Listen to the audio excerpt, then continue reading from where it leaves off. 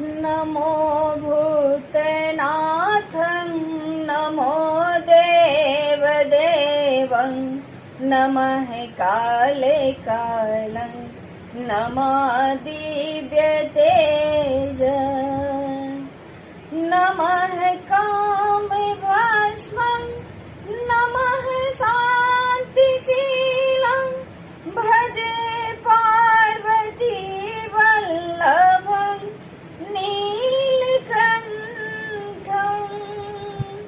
भजे पार्वती वल्लभं नीलकण्ठं सदा तीर्थसिद्धं सदा भक्तरक्षं सदा सेव्यपूजं सदा शुभ्रभस्मं